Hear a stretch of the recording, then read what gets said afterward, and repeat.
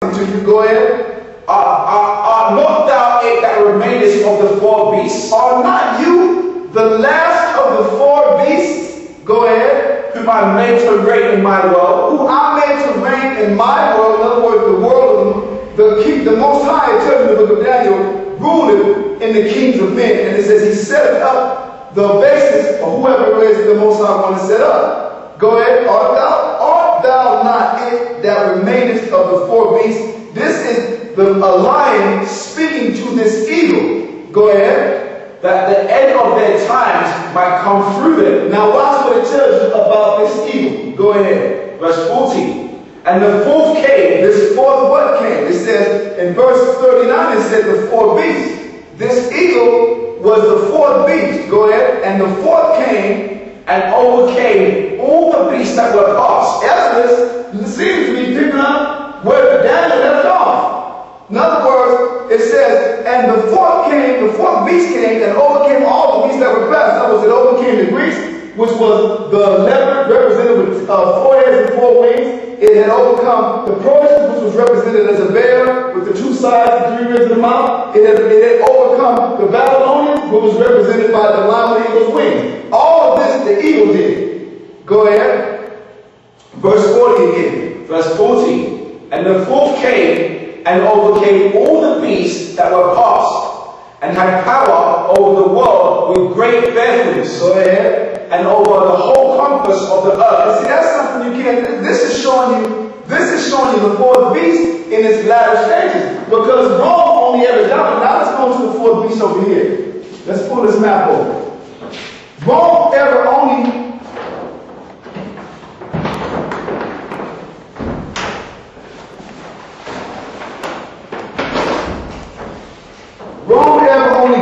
ever dominated the Mediterranean. It only ever, and we can go to Rome. Let's go to Rome in its height now. Let's move well. We just gotta do this like this.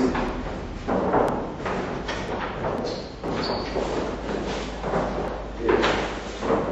Right. It only ever got as far as Persia, Mesopotamia, Armenia. When you read the history on Rome, guess what?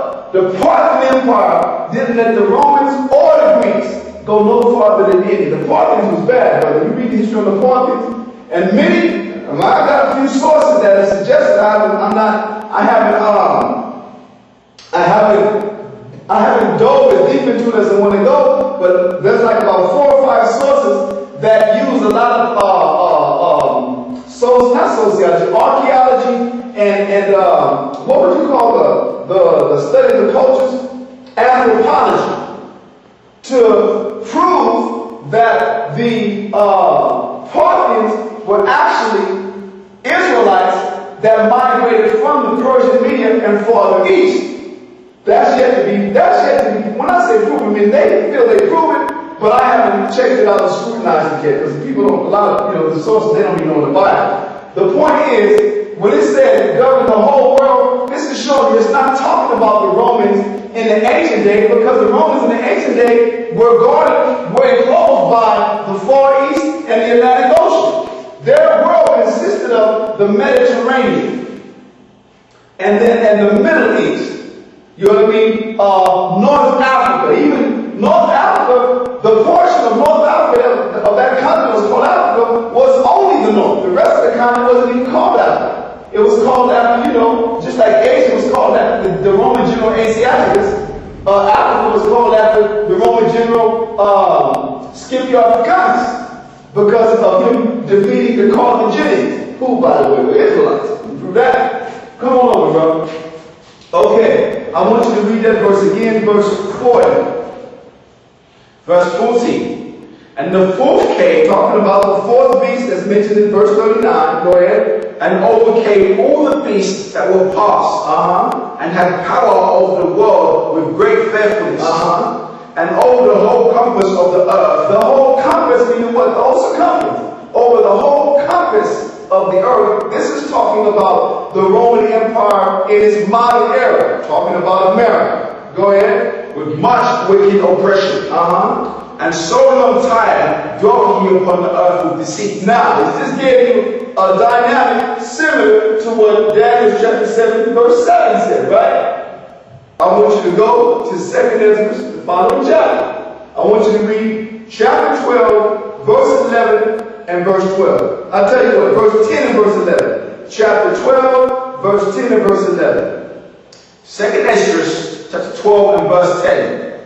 And he said unto me, this is the interpretation of the vision. Now this is the angel Uriel giving Ezra the interpretation of the vision that he got. That was in chapter 11. Chapter 11 is the vision. Chapter 12 is the breakdown of the vision. We're not going to go into it now. We got to finish all the chapters that we got to finish in Daniel. And then we come to 2nd Ezra.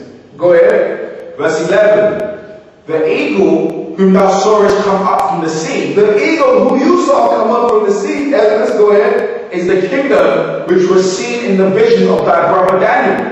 Bang! The vision, it is the kingdom that was seen in the vision of thy brother Daniel. You know what the beautiful thing is? There's only ever one kingdom that have taken the eagle. And they existed as a matter of fact, piano sound here. Do we got that there? Go to GW. Go to GW. Now that's in its modern time. Matter of fact, let's do this. When Rome was, it started off with the Greeks. The Greeks used to carry an eagle that was called the eagle of Zeus. A lot of people don't know that. They wore it in their breastplates just like the Romans did. They had the Greek alphabet letter lambda on their shields. But on their breastplates, they carried the eagle of Zeus. And this is the Greek, modern Greek flag today. This is the Air Force and this is the Army. The double-headed eagle, this is the Army Air Force. Alright? This is the actual Roman. You know, they used to carry this, the little Roman letter that says spore. I'll read this, but that might not be what it's saying, but that's what it looked like to me. Spore. S-P-O or Q-R, whatever. It's clear that it's wrong. This is the Spanish eagle. Because Spain, if we could come to the map here, just take your time getting there, because I know you're trying to give nobody a headache, get dizzy. Is that a good angle? Spain was a province in the Roman Empire. Matter of fact, we're going to read those later. But if you can recall, in the movie Gladiator, the star who Russell Crowe portrayed, remember, what was he, Marcus Aurelius? No, Marcus Aurelius and Commodus was his son, the bad guy. I can't remember the part of the Roman general that he portrayed. Those are true generals and what do you call it? And Caesars or emperors that they're protagonizing, that they're playing. But the succession and the history that happened wasn't true. Anyway, this was once what? A Roman province. But the guy, in the movie, he wasn't called, he was a Roman general, but what was he called? He was called the Spaniard. You can recall, he said the Spaniard, was talking about his fields of grain, and he couldn't wait to get back to his wife and see. All right, this right here is the actual authentic eagle of Napoleon's 105th Regiment. It's a golden eagle. Because France in ancient Rome, it was the province of Gaul. And then you had Aquitanian Gaul, Belgian Gaul. Belgian Gaul ended up becoming Belgium. Gaul ended up becoming France. Alright? They carried the eagle, and that's that. Then you had Germany. Let's do this.